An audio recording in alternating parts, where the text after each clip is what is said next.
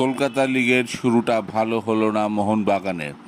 আজ ব্যারাকপুরের বিভূতিভূষণ বন্দ্যোপাধ্যায় স্টেডিয়ামে নিজেদের প্রথম ম্যাচ খেলতে নেমেছিল মোহনবাগান। ভবানীপুরের বিরুদ্ধে ম্যাচটি 1-1 গোলে ড্র হয়। প্রথমার্ধেই মোহনবাগানকে গোল করে এগিয়ে দেন শিবাজিৎ সিং। দুরন্ত ফ্রিকিক থেকে গোল করেন তিনি, কিন্তু এরপর ভবানীপুরের হয়ে গোল শোধ করে দেন অভিজ্ঞ জিতেন মুর্মু। এরপর মোহনবাগান সুযোগ পায়, কিন্তু গোল করতে পারেনি। ভবানীপুর সারা ম্যাচে মোহনবাগানের থেকে ভালো খেলেছে, এই নিয়ে সন্দেহ নেই। তবে শেষ 10 মিনিট আবার দাপটের সঙ্গে খেলে মোহনবাগান। ডিফেন্ডার রাজ বাস্পরের হেড অল্পের জন্য বাইরে চলে যায়। তবে মোহনবাগান কোচ এই নিয়ে কিছু বলেননি। শোনা যাচ্ছে মোহনবাগান চেষ্টা করবে তত তাড়াতাড়ি নিজেদের ভুল রেকটিফাই করার জন্য।